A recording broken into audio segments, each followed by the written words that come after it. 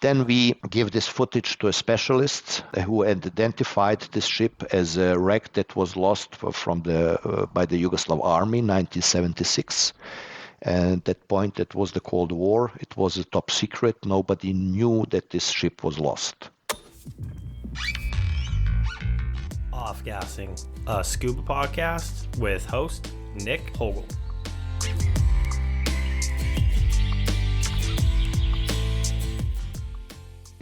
At a young age, Mirko Bevenja was introduced to the underwater world, a moment he describes as shocking and exciting. This experience would become a driving force to seek opportunities for learning and exploring within the aquatic environment, an opportunity he now shares with all who are willing to take the time to learn. The Triton Technical Diving Team, the pros and cons of rebreather diving, discovering wrecks, underwater photography, the value of preparation, and much more. Please enjoy. Mirko, how are you doing? It's this morning for you, isn't it? Oh, yes, Nick. It's morning in Belgrade now. Well, 9 o'clock. I got up at 6, a little bit earlier, but it's cold outside. It was, as a matter of fact, it was warm in the last few days, but we are now expecting snow again. So. Oh, okay. What's warm for you? I'm just curious. Warm. It's really abnormal for our neighborhood here. We had 15 degrees yesterday, and it's January. Normally, it's the minus Celsius. Normally, it's around 0 degree or something like this. And yesterday we had 15, so that's very warm. Oh, wow. Something is changing for sure. Yeah. The global warming, I guess it's but that's a whole nother topic, right? Well, awesome. I want to thank you for joining the podcast today. Thank you for taking the time out of your day to come in and tell me a little bit more about your story. I'm excited to hear about it, your team and everything. But my first question that I would like to ask you is, tell me how and why you became a scuba diver. Tell me about that first breath underwater. Was it, I love it? Was it, I hate it? Tell me all about it. Okay, Nick, first, thank you for having me. When you asked me like this, my first breath underwater, it's really something that I have to think way back, because I'm now, it's not a secret, I'm now 58 years old, so I maybe at the moment at the older population of the scuba divers, technical divers, whatever.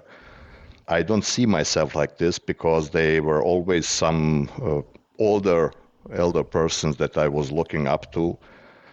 My journey started very early.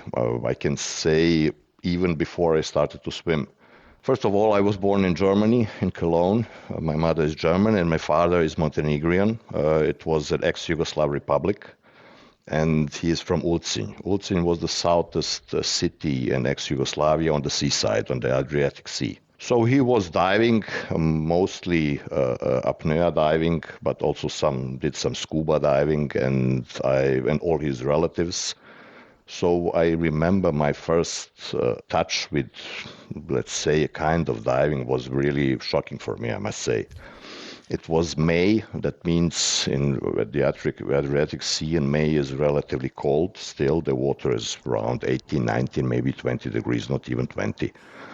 I was just had my swimming trousers on, and a relative of mine took me by the waist. It was a stony beach, and we were maybe in 1 meter of water. I was 5 or 6 years old. At that point, wow. We had these masks that cover all your face, and the snorkel is integrated in the mask. Yeah, I remember them like this. They was made out of rubber. They are now gone, rotten. I don't have them anymore, but maybe 20 years back, they were still alive. And he just laid me flat into the water. The first was the cold environment. That was a shock. And then even a greater shock for me was what I saw underwater. At that point, it was 1970 something, maybe 2 or 3 or something like this. I saw a lot of fishes underwater. And that was really, I didn't like it, frankly. It was scary for me, and for a child from a distance of 1 meter or something like this, that was relatively far, but then even relatively near, and I was a little bit afraid. But I suppose the curiosity was bigger than my fear, and I started liking it. And that summer I started to learn swimming. I was 5-6 years old, something like this. But I didn't really like to swim. I wanted to have fins on my feet and a mask on my face. So I started diving, and then a little bit deeper, maybe went to 1 meter, 2 meters, and so on. Then I perfected swimming. I was in the summer, the whole summer. I was in Ulcin at the seaside, and then when I have to go to school, I went back to Belgrade, and then my father found a swimming club, and I started properly to learn swimming, and I was at some competitions at the very beginning, and so I learned swimming like it should be done, and it went his way. My first really scuba diving was when I was 12 years old. We had a relative also in Ulcin. He was with the Navy. He brought his scuba tanks and a regulator. At that point, the regulators were with two hoses coming from the left and from the right. It was really the old equipment. You had to learn how to purge these regulators properly and my first dive was to maybe 10 meters, something like this. But it went really fast at that point, maybe after 10 dives, I was diving 10 meters together with my father, and I could see this relative at 30 meters of depth. And I was always curious what is down there, what can be seen. Also interesting is when I remember these days, the Adriatic Sea was full of fish. It's not anymore. It's very sad to say, but it's not anymore out of different reasons, but mostly the human interference with the environment. And there were two things. First of all, there were many fishes underwater you can see and you could catch.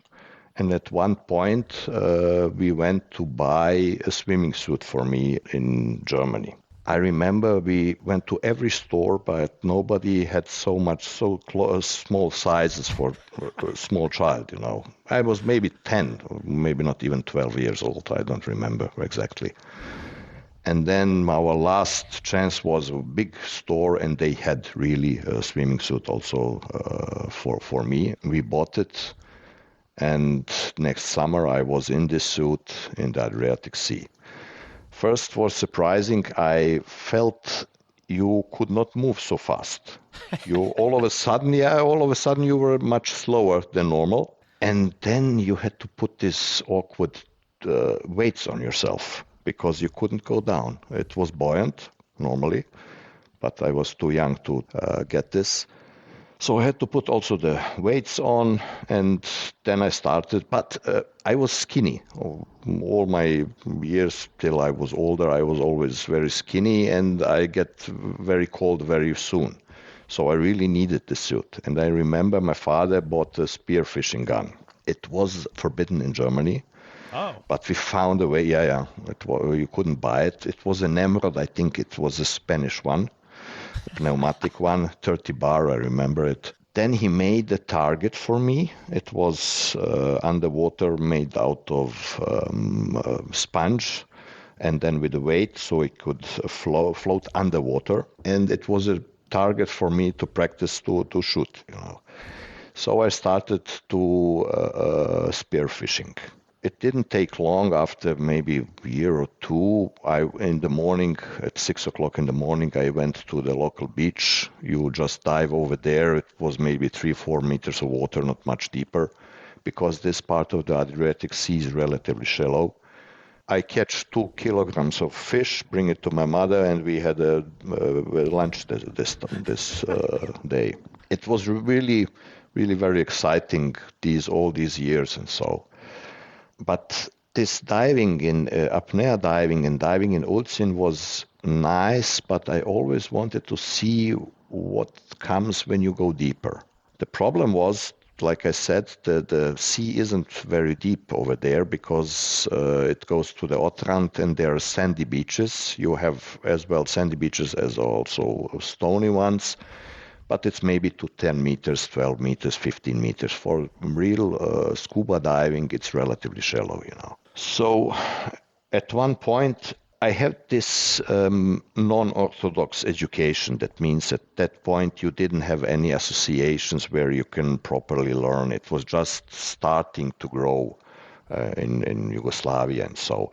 And they had this CIMAS, association that was from France, and they adapted it to, and then there were special laws how you can do it, where you can do it. It was a socialist country and with many restrictions. But having these connections, or let's say relatives, I was able to do this what I wanted. But mostly it was spear fishing and apnea diving. I was progressing very well in this because I was physically always in a good shape. I was a very, how should I put it, nasty child. I wanted to climb trees, spring, dive, do everything. What I hated most, what's maybe funny, is swimming. I had to swim, but swimming was too boring, I would like to jump into the water. It was cliff jumping and these things, and like to dive, but swimming wasn't really my thing. And maybe from my German roots, I liked bicycle riding. So this all contributed for me to be in a good physical shape. So what I couldn't do with technique, I did by force. But, by force you can achieve just so much. So I had to perfect my technique also. And yeah. And then I had a mentor in Ulcin. He was a very old guy. He was spear fishing, but the best one. And he did it professionally for the restaurants. Oh. And he put me under his wing, and I started helping him out. So I learned all the sort of fishes, how they behave, where they hide, and so on and so on. Can I just ask a real quick question? Because I'm kind of curious, and I've never actually thought about this until you just mentioned it. So when you said that the first regulator was the dual hose regulator, comes in one side, almost like a rebreather. Mm-hmm. You're saying that you had to learn how to purge that. I never even thought about that. How did you have to purge that? It's funny. I never thought about that. You had to lay on one side and then blow it out. Oh, yeah. Okay. So the water comes to the mouthpiece and you blow it out. Oh, so that does take a little bit of technique, huh? Wow, that's fun. But that was in the very beginning. Afterwards, I had my first Poseidon regulator, the Cyclone. Oh, okay. I believe Cyclone is the first regulator with one hose. It's built in 1958. So, but we couldn't get them in Yugoslavia at that point. It came later. So you've had a pretty long relationship with the aquatic environment. I mean, it seems like since the time you were very young, up until now, even you're pretty much in the water most of the time. Yes. The thing is, the education at that point was on very low grade, I must say. Most of the things, even in technical diving, I learned by doing, by my own mistakes. And today I'm an instructor trainer for the TDI, open circuit and closed circuit. And when I tell to my pupils today how it was and what they get today for their money, it's really, really magnificent. You just, from my perspective, if you find the right instructor and you're a little bit talented, it's more if you really want it, you can progress relatively fast to a certain level of diver education. The thing is, something can't be done faster than it can be done. That means you need experience. And we will come to this later when we're going to talk about education maybe. So I had to learn many things on my own mistakes. It was really dangerous sometimes, or many times. I had more luck than everything else. And then maybe because I was so persistent in this, I made the right conclusions. I took the right conclusions out of it. And Well, I'm still alive. Let's put Yeah. it this way. That's a good thing. That's a good thing. As you're progressing through the sport, when did it start to become more organized? Like going, I know you said CMAS, but when did it start to like, okay, let's, follow a path and get more structured, more organized? I was a long time without any regular education, let's put it this way. But what really puzzled me was always what we call today technical diving. This scope, 20, 30 meters, didn't really, it wasn't interesting for me. So we always tried to go deeper, to go longer. Did the decompression. We didn't know much about decompression. We had the tables, and there I remember sometimes you have the repetitive groups, the letters and so on. Then, okay, you did one dive and then went with some girls to the beach afterwards and you forget your letter. And then, oh my God, where am I now? We really didn't know the concept. I read all the books that could be found at that point. So it was a very famous diving book over here from Dr. Goshovic. I knew it from the beginning to the end. But from today's perspective, there are many editions. So it was the first edition at that point. So it was everything in the gray zone. And somewhere in the 90s, we started with real education. And I must say, it's sad, but I must say I was a little bit disappointed. Oh, okay. Yeah, because I expected more from the instructors and the guys who were, I will not say that they were at that point after the money, but, well, I was not very, very fond of this. And this is also why we in 1998 founded our Triton Diving Club to change these things. But nevertheless, I started with official education, CMAS, PADI, then I went to ENTD for technical diving. I had a friend, he was in South Africa. He was instructor there for technical diving, Trimix, rebreather at that point, body inspiration. So I did my first certificate, I think in the 2000 or something like this, for the body inspiration rebreather. And that was really a formal education that I've got. And I liked these technical organizations more than the recreational ones. Today I know that I was wrong because there has to be a path which you follow, and that's a very normal path for every association. From my liking, maybe a little bit they made too many pieces out of it, but that's another story.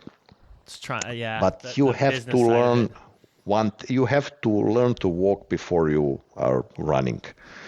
And I was running and I didn't really could walk at the beginning. So for me, it was really a mishmash of everything. But then they came this a little bit more official education. And at that point, I was, I had more experience than my mates my buddies with whom I was diving. And I had to teach them. And this was the only reason why I became an instructor. Because I really didn't want to. When I was a child, they asked me, what do you want to do in your life? I said, I want to be a scuba diver, whatever that meant. Because I didn't know you can be an instructor or commercial diver or army diver. These things I didn't know really. Or build loudspeakers. I was very fond of horn loudspeakers and all of these things. So in a part of my life, I did professionally loudspeakers. And as you see, now I'm not really full professional because I earn my living from other stuff, but I'm a part-time instructor trainer, or whatever you want. So I started educating my buddies so we can dive together to greater depths. And I was very early aware of the safety factor or the lack of the safety things, because I had so many, I wouldn't say accidents. I never had an accident where I were injured underwater, but I had a few near misses, So I learned out of them, and at some point I had in my mind that I have to be strict because I don't want to have any casualties or somebody that have an incident diving with me or something like this. And so started also my instructor career. And like I said, it was most for the buddies and for the club members that I have, so we can do, I name it expeditions. Today they call expedition, everybody calls everything an expedition. For me, if you go cave diving in France, I did many cave expeditions, exploring and so, but when I go along somebody's line, it's not expedition or exploring anything. Maybe new for me, but it's explored already. So for me, it's touristic diving. When you do exploration, it's really something that nobody did. You find a new wreck, or you dive in new caves, or you have a new end of line in some cave or something like this. That's an expedition.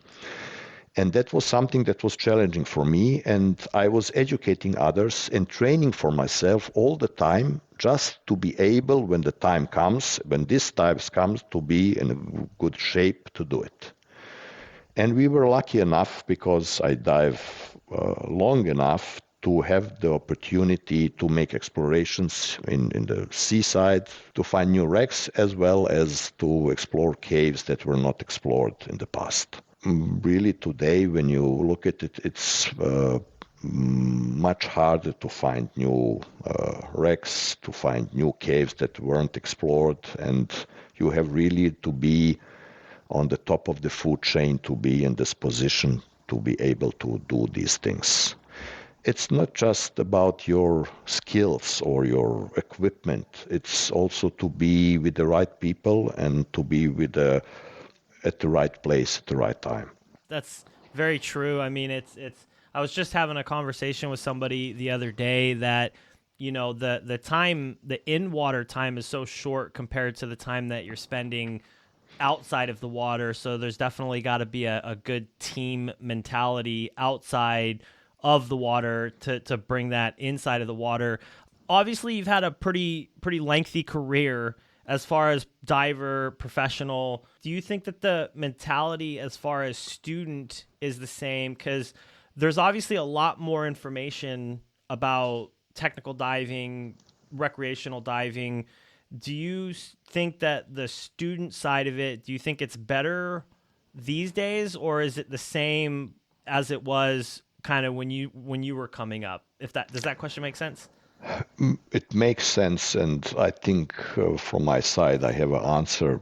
It's interesting. I would say the guys in the past, or maybe in 20 years from now, were much more committed to the sports than they are today.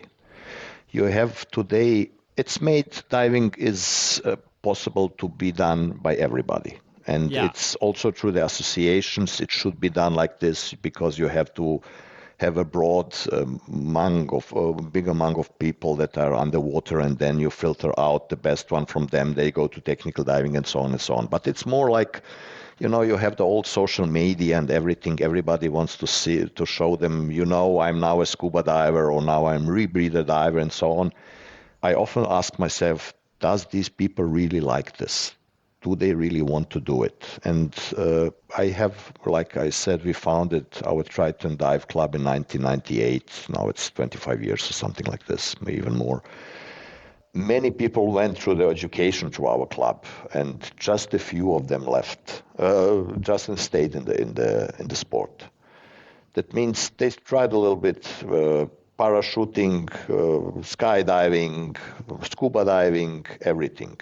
The good thing is it's really a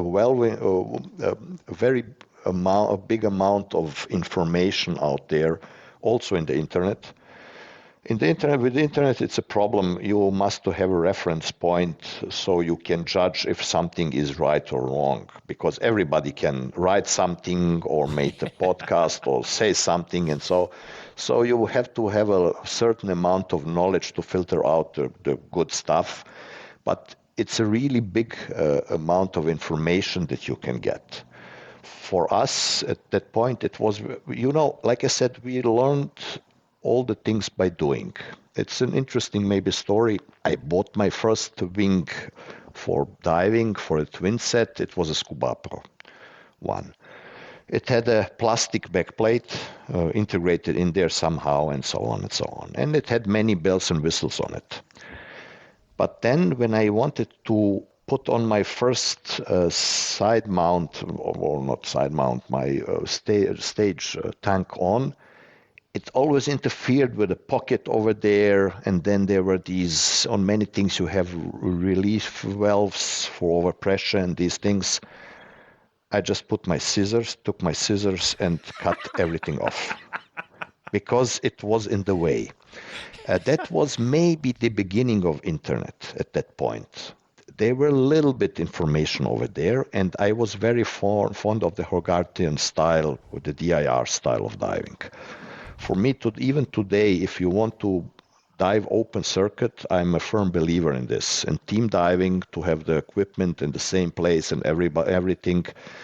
And if you follow this DIR principle, it's really from the beginning to the end. That means you can grow with it, and it can follow you, and you never have to change anything. Okay, a single wing for a dual wing and these things, but a regulator, long hose, maybe you don't need it so much in open water, but in caves, yes, in wrecks, yes, and so on and so on. So it's really a concept then with, a canister on your right hand side that's balancing out a little bit the stages on the left-hand side, and the stages being aluminum, so they're a little bit negatively buoyant. After they're a little bit positive buoyant. And in our environment, we normally dive in dry suits now because of the cold water. When I say cold, it's for us cold is 14 degrees and less. But normally the caves over here in the Balkans are around 10 degrees centigrade. Some of them, they are even colder, but around 8 to 10 degrees centigrade in the winter, and in the summer it's the same. The Adriatic Sea is under the thermal climate. If you go deep enough, it's 14 degrees, also summer or winter. At the shallow depths, the Adriatic is maybe 225 in the summer. It's nice for decompression then, because in the bottom phase you're in cold water, and then when you decompress, you're up there. But in the winter, it's also 14 degrees in the shallows. Then we have these lakes in our mostly artificial lakes, but there are also some natural one. And then you have 6 degrees centigrade all year round if you go to 80, 90 meters. Yeah. And then in the shallows, depends. In the winter, it's also 6, and in the summer, it's maybe 22, 3, 4, something like this. So we always dive with dry suits, and that means you have to have steel tanks on your back. It doesn't make any sense to use aluminum tanks for this. They often ask me why they have in Egypt, why they have aluminum tanks, or in America, why they use aluminum tanks. It's very simple, because they are cheap and they're accessible. They can buy it. That's the only reason, Because for every kind of diving, for everything, you have the best tool. And this DIR concept worked very well for us and also for the whole team. I'm not the hardliner, somebody who says you don't have a bolt snap, you're not going to dive now. Or even today, we are diving a little bit deeper on air than it should be done, maybe. But the comfort of trimix diving is really great. Frankly, we are using rebreathers, almost just rebreathers now. I just for trainings, when I have students, I then use open circuit, but normally I use a rebreather. And if you're on a rebreather, there's no point to have not trimix as a diluent gas. So we are always in trimix. It's also a funny story. I'm very fond, when I laid down my spearfishing gun, I picked up the camera. So okay. It was, I always thought, is it more interesting for somebody who is diving to giving a fish to eat or to showing the fish live underwater? And I think the second thing was more exciting for people. And then also we started filming underwater films. We went to some festivals with them, also get some first place awards and so on. That was also in the beginning of the 2000s, 2010, so somewhere around this. on film festivals. And I wanted just to show the people what's going on underwater, how it looks like. And then somebody calls me a photographer today. Maybe I could make good photographs, but I'm not by profession. I'm not a photographer, so I'm not seeing myself as an underwater photographer, despite doing these underwater photographs and so on. But I had, speaking about this, I had a very good mentor, Vladimir Mladenovic, and he showed me how to use the camera underwater. And he always asked me, why are you going so deep? Deep, you don't have any lights, the pictures won't look so good, or these things. And say, yes, that might be true, but I can show the people what's down there that they maybe will never see. So for me, this was a challenge, not so much to make a nice photo. So today when I dive and I don't have a camera with me, I wouldn't say it's pointless, but it's not interesting anymore. And I feel kind of naked when I don't have my camera with me. Oh, so you always have a camera, most of the time. Not always, but I'm not I'm not the guy who carries a plastic housing with a GoPro and shoots to everything. I a little bit more prepare myself for these things. I don't say that I don't use a GoPro setup sometimes because it's very handy. Yeah. I had this Hugifoot housing with a big screen beside, which helped me very much to get good footages out of the GoPro. And if you have a good lighting, even with the GoPro, you can have good film, but not so good photographs. And with the photos, it's also, if you don't have enough light with the GoPro, you can't do anything. Yeah. And the modern camera, full frame cameras are really with the ISO where you can go to 3000 or even more. You can even without lights make really decent photos underwater. Yeah. What do you shoot on now, if you don't mind me asking? I have a few Nikons. I'm a Nikon guy, Z6, Z7. I don't change the housing so often because then you have to, the cameras, because then you have to change the housing and everything. Yeah. And it's still good enough. There are new models, always are new models. There's something with mobile phones, you will never catch them. They will always bring something new to the market. But if it's good enough, I'm satisfied. And for now, I get good results out of them. I have some video lights, some flashes. So it depends what I'm going to do. And then, many lenses. And this is the expensive part, Well, the whole setup is expensive, but in particular, if you don't do it as your professionally, so I don't photography earn. Is not cheap. Yeah, it's not a cheap. Did you ever? I'm just curious. Have you ever brought your photography out of the water? Like I call it dry photography. Any dry photography or just all in water? Yes, you can see it on my Instagram profile. I must say, my working underwater and also above water, but with diving photography, opened me many doors. We are now for Poseidon Diving Systems, the distributor for Southeast Europe. Then also we are Santi dealer for Santi dry suits and equipment. And Davo Sub, it's a premium Italian brand of dive lights. They approached me through my photography, and in the meantime, we have a big team, really. I would say we are maybe the biggest Poseidon rebreather diving team in Europe. I have 25 guys with Poseidon machines, very uniformly equipped, and I'm very fond of it. From air diluent Nivo to full Trimax, different categories and so.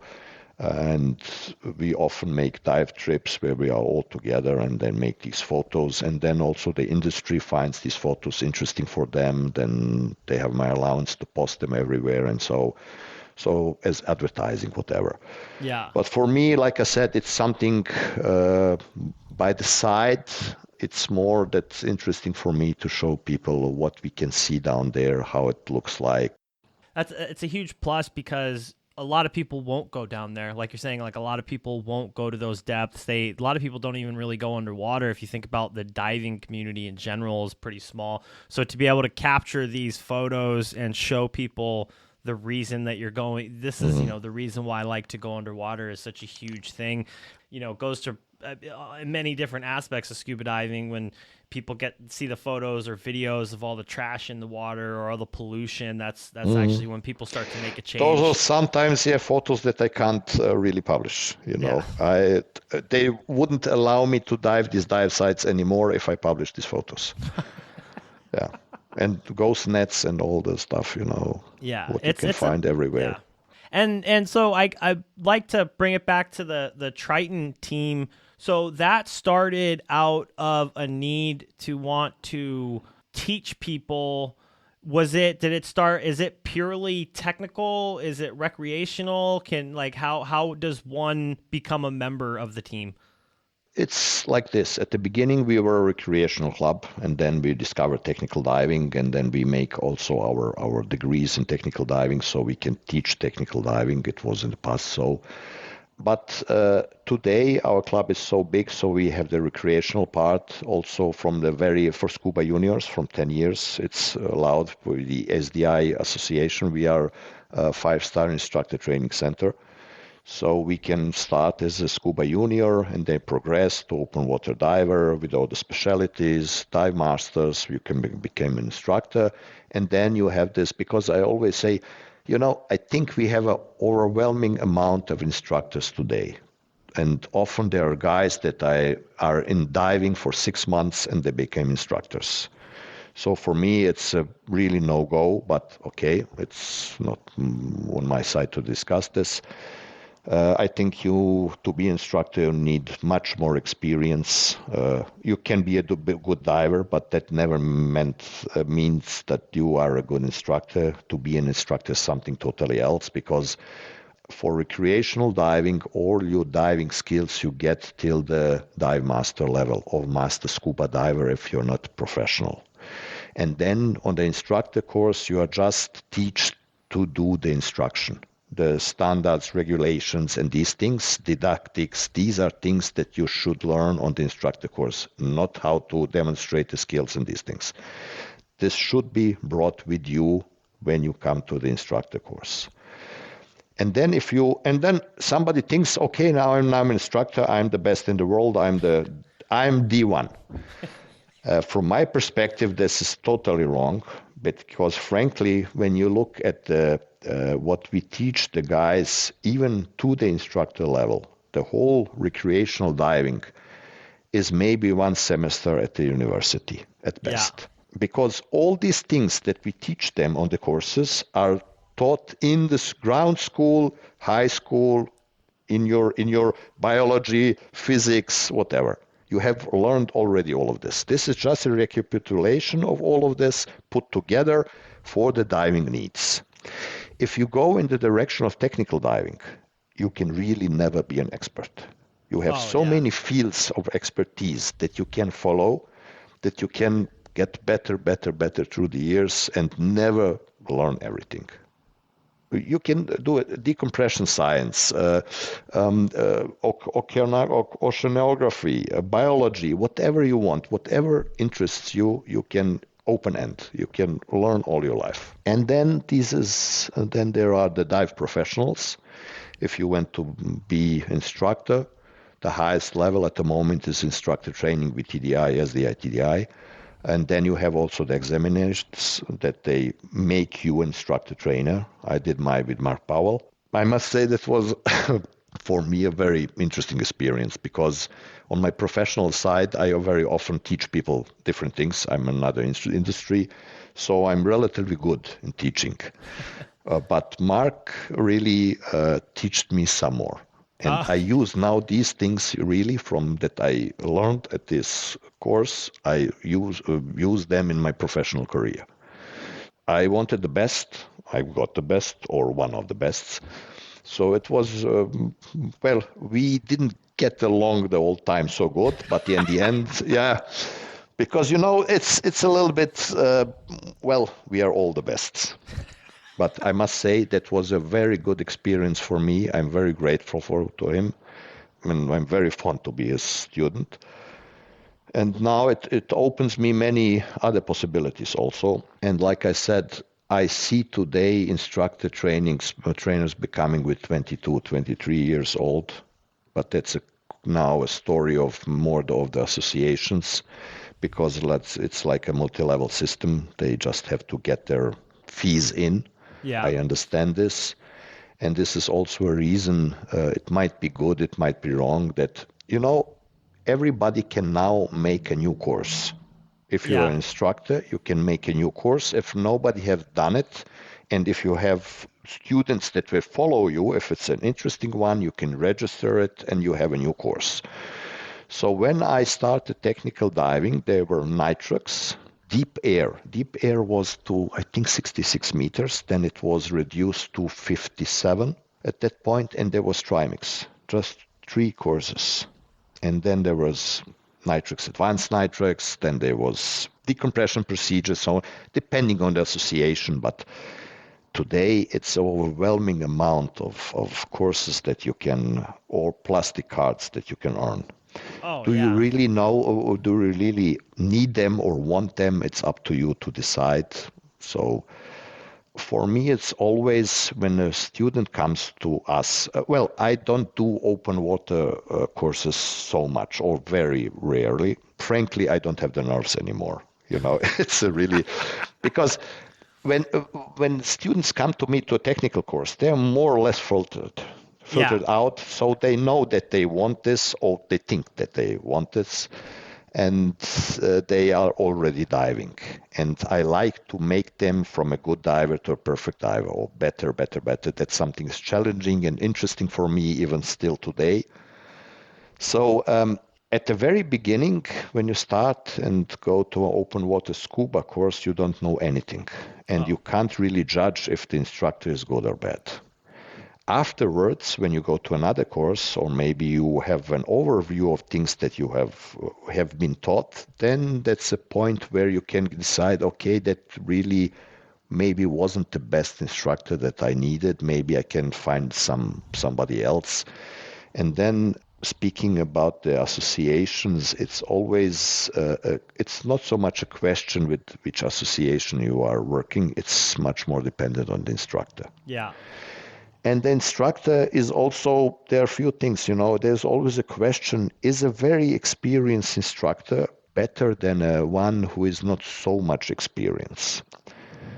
There is for sure a level of experience that you need, but there is also, if you did too many courses, at some point people get tired of teaching and they are not really into it anymore. And then maybe I would prefer more somebody who is enthusiastic and who likes his job, but who knows what he's talking about.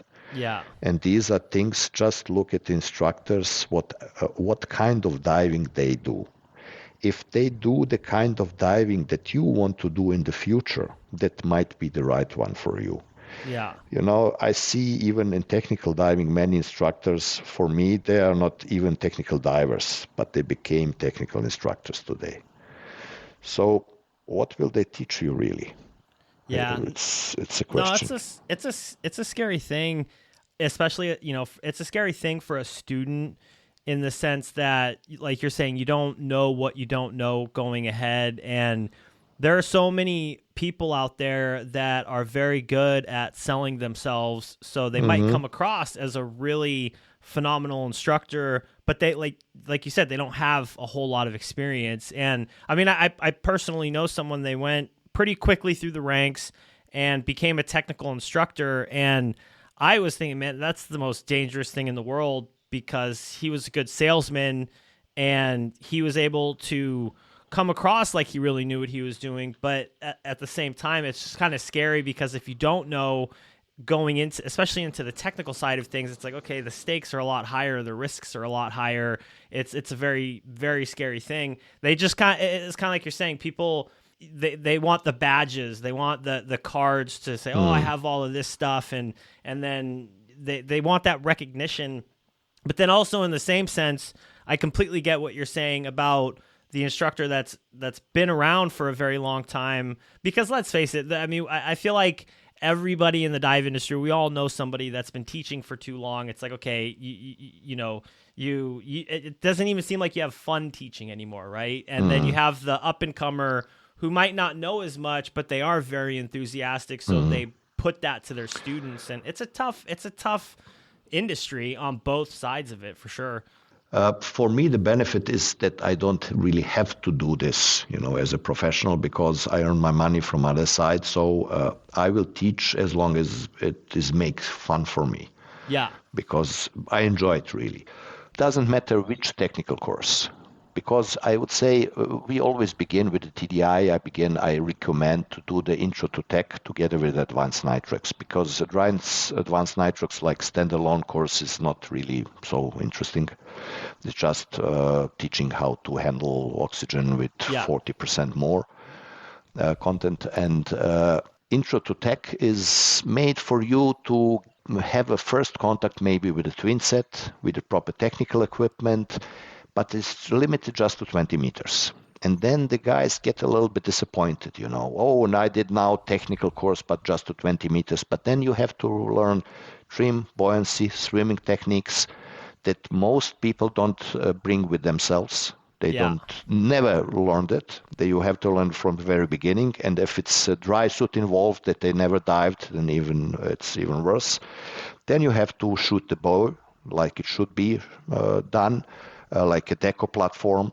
You never go in the blue out of the water. You learn some decompression techniques, just in brief, how to hold your trim and your buoyancy at certain depth. It's simulated. And if you connect these two courses with advanced nitrox, then you can also do it to 40 meters. And that's a little bit different then. Afterwards came deco procedures. I'm now talking about TDI lines. And deco procedures, it's your first decompression. And according to TDI, it's with a decompression gas. It can be nitrox 50, what I prefer. And then you learn the whole system, how it's done. You can do it without deco gas, then you see what it brings to you, when it makes sense to take it with you, when it doesn't make sense, because I'm somebody who likes to dive with as little equipment as possible, which is also with the DRR principle very familiar, because I've seen so many divers entangled in their own equipment. I'm not now talking about the real experts. I'm just talking about, let's say, novice or intermediate technical divers. If this happens, then I have this. If this happens, I have this. They have everything, but when something happens, they don't know to manage it. Yeah. So when this happens, you have to do this, this, and this, and these are the procedures. You go follow them, and then we have a beer afterwards. Then we are happy. And if somebody gets hurt, there's no beer, we are not happy, and everything went the wrong direction. So, like I said, I'm more a minimalistic principle guy, and when you look we are relatively, how should I say, loose in TDI. How there are standards, of course, but how we can not use them, which equipment we can use and in which fashion. It's not so strict like with the DRR, or it's total opposite with the PADI or the SAT and so on. You are allowed to use different kinds of equipment, but I always recommend this DRR equipment for technical diving, open circuit technical diving. People often take too big tanks with them. They feel additional safety with them. But then if you are in a current and you went the wrong direction, you can't swim back to the boat or something like this, then you're in trouble without trouble. So like I said, and when you teach somebody, it's always almost in good conditions. Yeah. But when you go outside, you very rarely find good conditions. The conditions are so-so or bad, mostly bad. And then, you imagine yourself on a dive trip and there are some waves and okay, you're not going to dive. But when are you going to dive? Next year when you come? Or there won't be next year. So you will dive also in a little bit bigger waves and so. Everybody must decide where is the line where he said, I'm not going to dive this dive.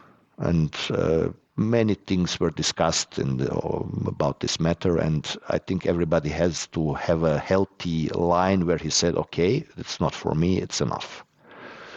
On the other hand, I also believe in, especially as an instructor, you have to have challenging dives for yourself. For me, a 70-meter dive with, I don't know, half an hour decompression is not challenging.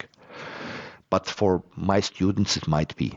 Yeah. But then, now and then, I have to do challenging dives for myself. And you don't do a challenging dive just out of nothing. You don't put 3-4 stage tanks or bailout tanks on yourself and then jump into the water. You prepare for these things. And this is also one thing why we dive all year round. We are always in the water. I was yesterday in the water. I will go on Sunday again.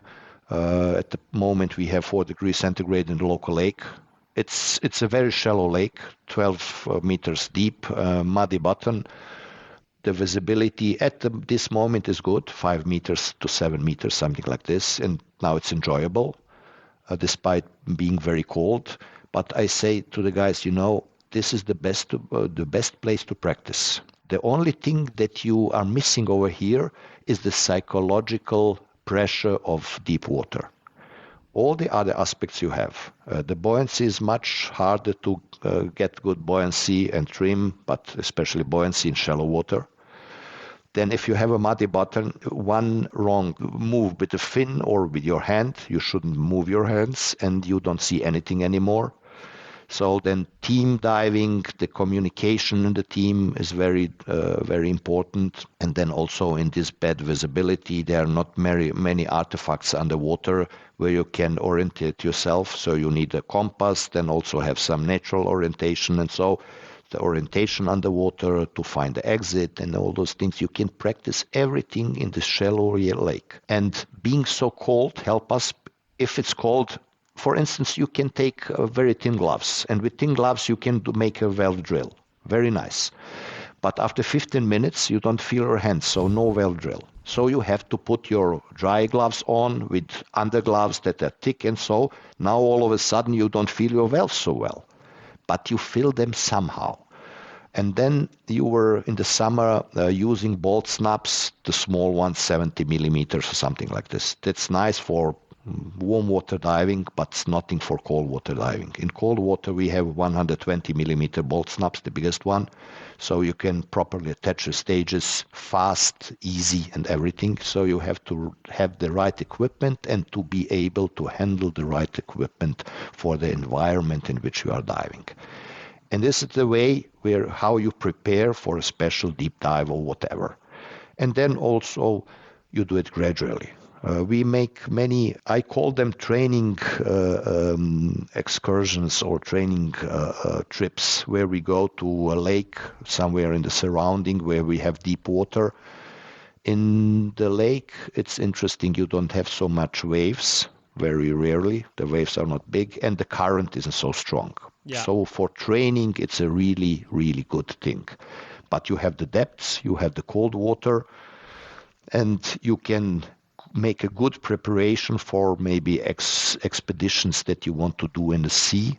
But in salt water, you always have to do some preparation dives because of, like I said, the salt water. So you need more weights. You should be properly weighted, not overweighted, but of course not underweighted. Like I said, properly weighted. You make a few training dives and then you are ready to do the real stuff. And this is how we do it. And because we dive all year round, we are almost always prepared. And that's the nice thing. When somebody comes to us and then he says, oh no, I'm going just to the excursion, I will to the seaside, then I will dive. No, it's a no-go with us, because then you will spoil the diving for all of us. Somebody has to babysit you, take care of you. You won't be having enough weights, whatever. The equipment will be ill-fitting.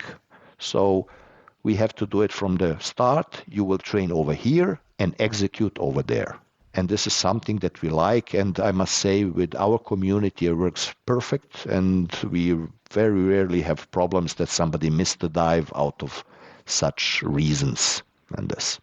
That's a solid way to go about it, because, yeah, the last thing you want to do is have all that time, money invested to go out on an expedition, Exactly. and then all of a sudden, I don't want to say it gets ruined, but it gets ruined because essentially somebody not being prepared.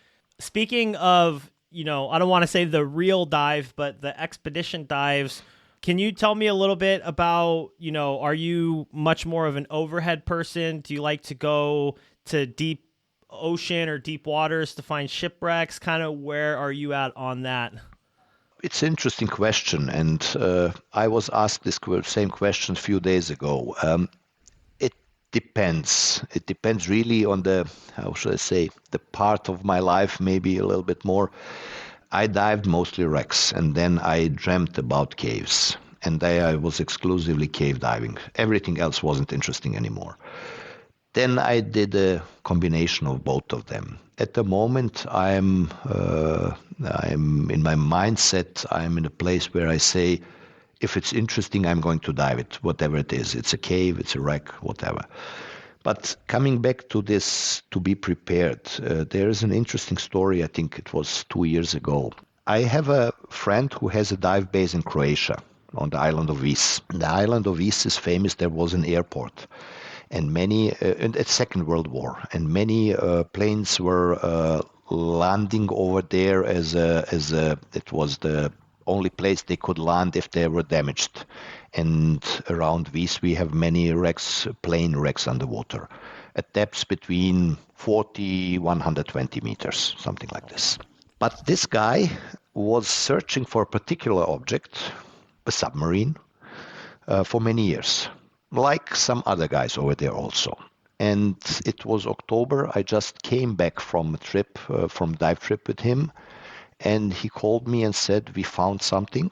It might be this object that we think. It's on 130 meters of depth. Can you come over? I couldn't at that point because I just came back because of other obligations. Okay, we postponed it for March next year. In March, he's instructor trainer with TDI also.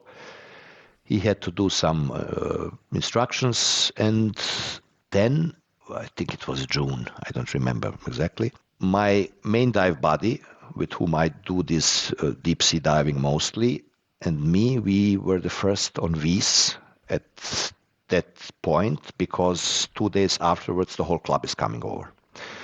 So we came late in the evening, and they said to me, the weather is going to be very good next 2 days. Are you prepared tomorrow morning to go out to see this object? It was in 130 meters of depth. I said, I am prepared, but my equipment isn't. We don't have the gases and so on. We will mix it tonight. But it's a trip from Belgrade to Split, and then with a ferry over there to Vis, it's a trip of 12 hours or something like this. I was totally broken from the trip. So we mixed gases to midnight, and they wanted to start 6 o'clock in the morning, because it was 4-hour ride with the boat to the open sea from Vis. Yeah, it's a little bit parallel with the shore, but at the open sea. We mixed the gases, jumped in this boat, and went on. Somewhere half the way to our target, we saw a small fishing boat over there, jigging. You know what jigging is? Deep sea fishing with a stick. Yes. Normally, you don't have a fishing boat in the middle of nowhere because it's a flat bottom. That means there is something. And we just went a little bit closer to, and nobody's going to give you this position. It's a secret, because nobody wants to have other fishermen going fishing over there now. Yeah, because they charge nice money for tourists to bring them over there to catch something. And we went maybe 200 meters nearer them, and on the GPS put a signal so we can find it afterwards. This is a boat of 8-9 meters length, big dive boat, well, relatively big. And we always have a speedboat towing if something happens, that we can come to shore very quickly. We went to this position, went down, and something went wrong with my body's equipment. The gases were not mixed properly and so on, just not to talk about this so much. So I had to do a solo dive. I was kind of a hurry, but the good thing is the sea was really totally calm. I went down and took my camera. Also with the camera, it's certified to 120 meters. This is 130 meters. You have a funny feeling in your gut when you do this. Well, I went down, started shooting, filming, and then I saw an entrance to the cabins. It wasn't an airplane and it wasn't a submarine. It was something else. It was a ship. I tried to squeeze in. Then there was an old net. The net fell over me. I had to somehow went back from the net and so on. It was a little bit scary, I must say. I freed myself and I said, okay, now you are going to make the put. The visibility wasn't so good. The visibility was maybe 10 meters, something like this, not more. And of course, in 100, it was 129, 7, something like this. And it's dark, of course, over there. But I had good video lights. Now I don't know what I'm filming. I'm filming something, but the visibility is too low so you can orientate yourself properly and know you can't see this vessel, what kind of vessel it is. So I made a footage, but on the way back, I figured out that it must be a tank carrier. And it was a tank carrier. I made it to the upline. Like I said, it's 60 meters long. That means you are now, and our anchor was on the bow. And I went to the stern and back. That means after 10, 15 meters, you don't see the upline and anything anymore. So I just follow one side of a ship, what I thought was a ship. Turned around, and I saw this platform where normally tanks goes in. Went back, came to the upline, thanks God. Made a decompression, everything was okay. On such occasions, me carrying the camera and all of this, I really take a little bailout with me. I would say too little. But with my body, we are always doing team bailout. And we never lost each other underwater or something like this. And we are really trained for these things because it's easier than having 4 tanks and the big camera and everything, and then even try to squeeze in somewhere. And normally he is the guy who is doing the orientation on the ship because I'm behind the camera, I can't see so good. And he's also the one who is binding the knot on the upline, so we are sure that the upline is there. Now this was missing. And this is the thing what I tell to my students. You learn how it should be done, but it doesn't mean you are not always able to have the best circumstances or what you wish to have. They lowered down more bailout tanks for me to 21 meters oxygen and so, and I had 3 of them on my side. So it was well enough. We did a decompression. I did a decompression, went out.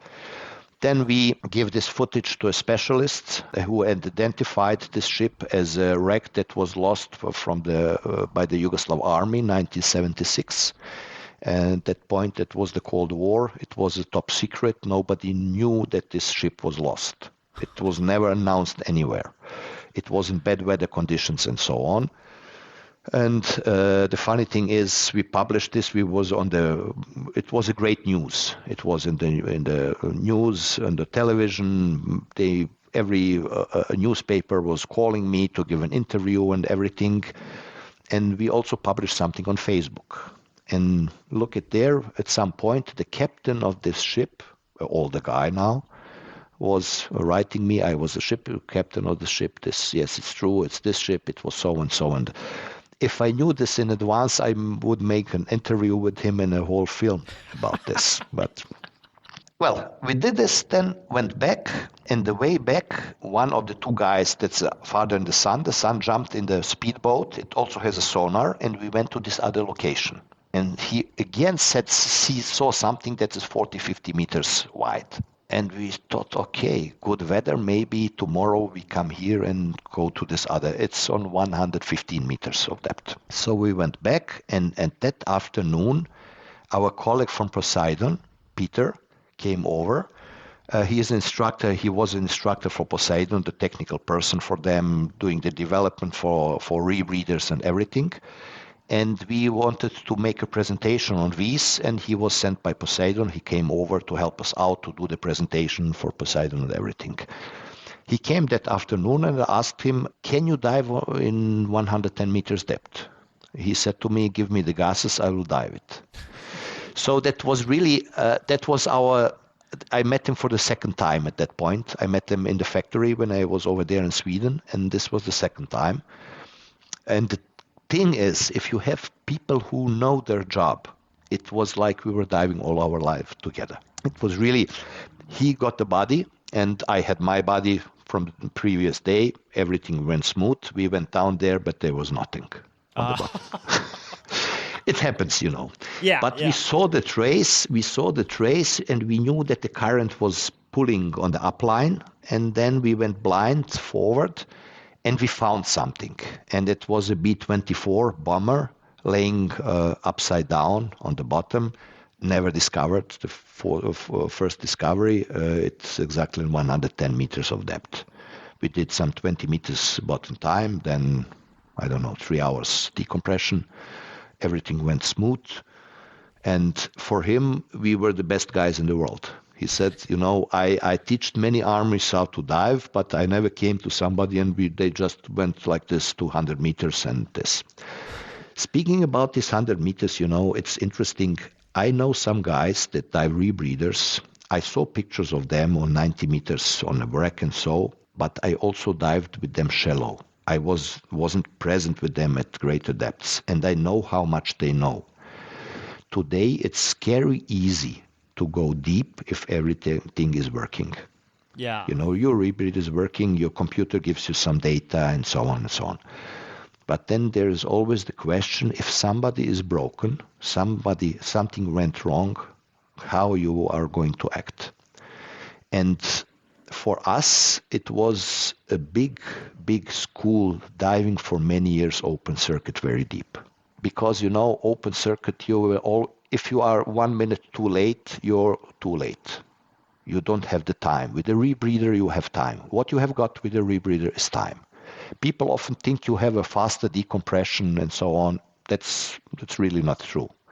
You have a faster decompression and depths to 40 meters or something like this because you have all the time the best gas you will. But if you go deeper on open circuit, normally you carry with you then open circuit decompression gases. And the average partial pressure of the decompression gases, if you make it like it should be, is around 1.3. That means it's the same set point like on a rebreather. But with a rebreather, we have the problem you are not breathing, you're never breathing 100% oxygen when you decompress. Because you are just decompressing in the loop and it's not 100%. In an open circuit, it's much more efficient. You just have 100% oxygen and then the waste goes out. So it's not really this, it's just more you get the time. And with open circuit, you learn to switch gases efficiently, properly. Then to count if you lose one deco gas, what you are going to do. So you have to make these calculations and everything. Today on closed circuit, they just go down. They just go down. They think they have enough. They even, with courses, we always do these mandatory bailout simulations where you do a bailout from depth, where you calculate your really consumption at that point and so. But I don't think that the vast majority of divers do this properly. So it's really frightening how easy this is today to dive deep, but that doesn't make you an expert. And it's really, it's when they ask you what do you find, what is more safe, open circuit or closed circuit diving? That's for me, it's a very interesting topic. And I can answer from my perspective with 100% of certainty, closed circuit is always safer. But you must be an expert and know what you are doing. Because, with a closed circuit, you have so many possibilities to bail out. It can be open circuit bailout. It can be a semi-closed bailout. Many things. You can bypass many things. You can switch gases, put in the rebreather depending on the unit, okay? But most of them can do it. So we have many possibilities. But it's like with a mighty software program. For a beginner, a very rude, simple program is much better than a really big one that can do many things because you don't know which button to press. And the same thing is with the rebreather. But if you're on the level that you can manage all these things, it's for sure much more safer because you have the time. The biggest problem on the water, if you are 2 breaths short, you will drown. And with the rebreather, it really gives you this time that you want. Even more in cave diving. Yeah. They always ask me, with the rebreather you can go so far. No, you can just go so far that your bailout can bring you out, or the stage tanks that you put in there and so. But what you can do is go to one channel, come back to the entrance or wherever, go to the other channel, but always the distance that you can swim out with open water. But the time is that what you have. Not now speaking of decompression depths and so on, but just you have the time. And it's more, I like rebreathers really. I have, I think, 8 units at the moment, different ones. Yeah, I'm collecting them. I don't know because you can't. You dive one and that's it. So it's like lenses on cameras. You just can't have exactly. so many. Yeah, and they ask me, which one do you like the most? My frank answer would be, I don't give a damn. For me, because every rebreather has pros and cons. Yeah. If you know to use it, I would be glad to dive every rebreather. Chest mount, side mount, back mount, mechanical, closed circuit, electric, hybrid, whatever, doesn't matter really. You have to know your unit, how to use it, and you will be happy. And with every unit, there are things that you will hate and things that you will love. For instance, it's interesting. The Poseidon was a unit that was made, Poseidon 6 and 7.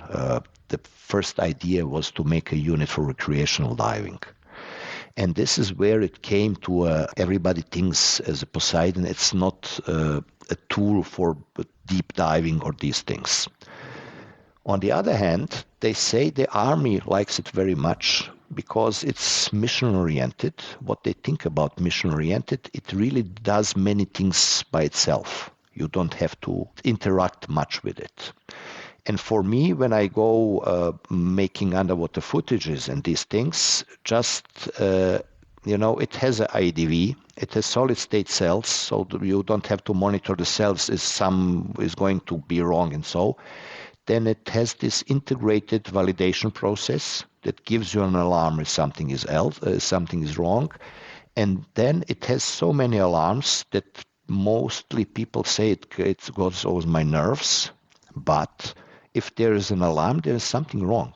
Yeah. It doesn't have to get on your nerves. It's something wrong with it.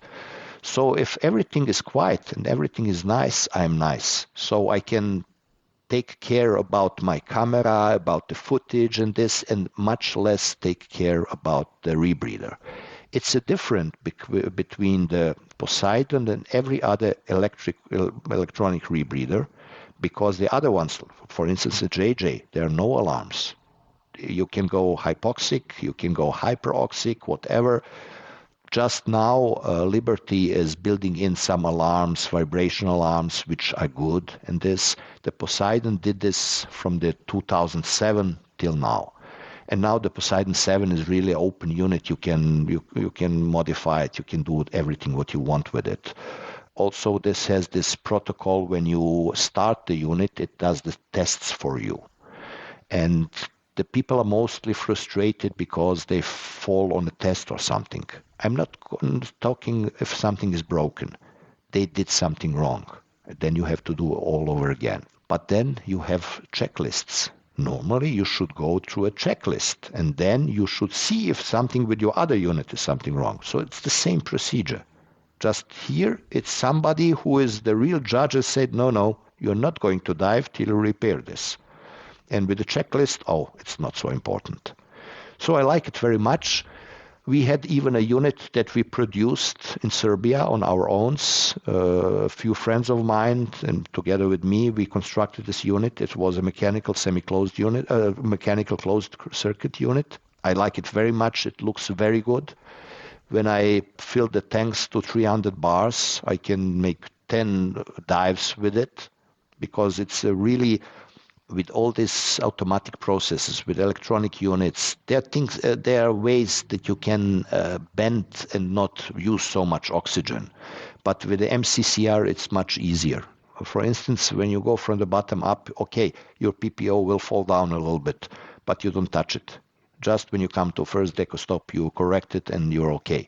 With electronic units, all the time is injecting, then you have to purge the loop to get out because you are going to be too buoyant. If you want, you can go to manually to a low set point, but that is some operation that you have to do. With the mechanic, you don't have to do it, but you have to monitor it all the time and play with it all the time. It's also a funny story. Normally, when I come to the bottom with a semi-closed, with a mechanical closed rebreather, I always shut off for the diluent. So the ADV is not working anymore. This time I've forgotten it. I went up and down, up and down. I was so occupied with my camera, and the set point went from 1.3 to 0.8. Nothing dangerous, but my decompression all of a sudden grew. So, and with the Poseidon, that won't happen. That won't happen with the Poseidon. And then you can say, okay, there are other units, and so, but it's another story. We could discuss it for many hours. The bottom line is, I think people progress too fast, go too deep, and they are not really prepared for eventualities that can happen. That's the bottom line of all this story. No, and I mean it's true. And that it's kind of a crazy thing these days too. I don't necessarily know if rebreathers are becoming more accessible, but it seems like there's a bigger community of people diving them. So obviously they're becoming more accessible, but I guess I don't really know why. Maybe just that push to go further, get more certifications or whatnot. It's going to be interesting in the next however many years to see what direction it goes in. And I know there's groups trying to track it, but just like any information in scuba diving, it's always a lot of not misinformation, that's the wrong word, but there's not enough information, right? There's so many divers, but not everybody's giving the information that is needed. Nick, the thing about rebreathers is we think that we have more and more rebreather diver, which is true. But at the end, the community is still very small. Yeah. When you go to the boat show or some other show, you have there exclusively booths where are rebreathers displayed. You won't see many people on these booths. Where are fins and masks and other equipment? Yes, there is. Yeah, it's not broad enough. But on the other hand, I can say 10 years ago, this same dive base on Wies, when we went over there were maybe 3 rebreather divers on the boat and 10 open circuit technical divers. In the meantime, the price of helium skyrocketed. So I don't know what does it cost with you. In America, it's I think cheaper. In Russia, even more cheap because they produce the helium. But I can say in Europe, in Serbia at the moment, we pay around 800 euro for 10 cubic meters of helium. 800 euro. It's a 50-liter tank, 200 bar. Yeah. And an open circuit, you go through this very fast. So the price is really skyrocketed. With a rebreather, you can stand these prices. The prices, surprisingly, the prices of rebreather went down. They are even more expensive, I would say, because everything is going to be more expensive. But maybe more people are diving. It's for them, it's interesting, and there is a little bit also the macho look. Everybody wants to have the big hoses in the mouth. So that's maybe the reason, but objectively speaking, if we let the price on the side, you have so much many opportunities, and it's so much easier to dive a rebreather when you learn it properly. What I mean, the logistics, When I just remember mixing 10 twin sets with a compressor of maybe 240 liters in the minute, you are mixing the whole day gases, and then the deco gases and everything. With a rebreather, you have the bailout gases. The tanks are small, filled fast, relatively cheap. The bailout, you sometimes you open the tank, close the tank, you will lose some pressure from them, and then at some point you have to top it off. But if everything goes right, the really expensive bailout gases, they're still in my cylinders. I don't use them, and I hope I won't have to use them. So yeah, so it gives you much greater opportunities. When we go, from instance, 6 to 10 divers diving somewhere, we take 2 or 3 sets of diluent and oxygen tanks, and we just have a small compressor for 100 liters for the argon or the air for the suit supply tanks to fill them. That's the only thing that we take with us, and you can dive for a week with them. So it's really logistically seeing, we had to tow our compressor or go to dive bases that have the infrastructure. And in the meantime, also, at least at the Adriatic Sea, most the bigger, better dive bases can support rebreather divers. So it's much more convenient. And then also there comes the side, it's warm, moist air. It's silent. For me, the silence is the best thing. It's really silent. And then you forget about time. You can really stay down just as long as you have nerves to decompress or to have enough bailout with you. That's the only thing that you have to take care of. One last question for you before I let you go. And I really appreciate you, like I said, coming onto the podcast today. This has been absolutely wonderful, hearing your perspective, hearing about your journey. But my last question for you, somebody that is going to start getting into more challenging dives, they want to get into technical diving, what is the best piece of advice that you could give to that person? I guess the person coming from recreational moving into a technical mindset. Well, there are many things, but maybe for me, first of all, what you have to have, I think the most important thing is to have a community. I had one Polish guy, he was an advanced open water recreational diver, and he arrived to Serbia to study the language, and he asked us if he can dive with us. It's, a new diver, I didn't know him. Come dive with us, okay. He came with a twin set. I was surprised. And then I was even more surprised when he went on the water, perfectly trimmed, good looking, everything. And so when I asked him, how have you learned? My buddy, he is a technical diver. I learned open water diver, advanced and so, but they learned, all of them are diving like this, and they teach me to dive like this. He did many courses with me then, and he became a trimix diver and so on, but he had a good community. So that means community is number one, and then a good instructor. The certificate doesn't mean anything. The certificate, it's like a belt in martial arts. It's just to hold your trousers, because if you have somebody who is skilled in front of you, he will decimate you. So it's not really the belt.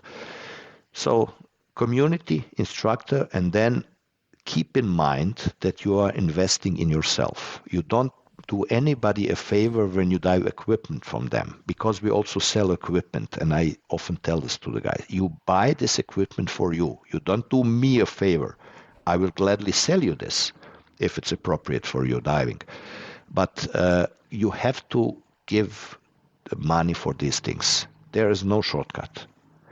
And for me, it's better to buy once something that is good than 3 times something bad, and then at the end you pay more for all of it. I did a mistake in my diving career. Today, really, there is no need to make the same mistakes. And like I said, I had to learn it the harder way. Today, there are many capable instructors all around. So you find the right instructor, find the right community, and you're done.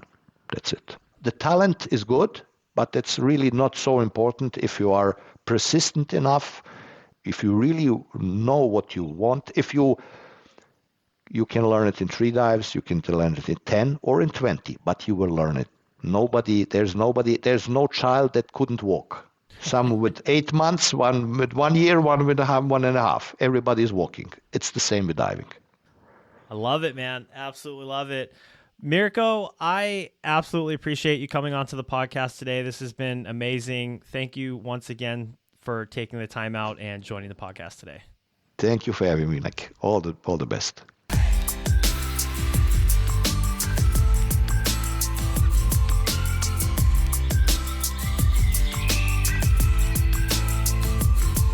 Off Gassing, a scuba podcast.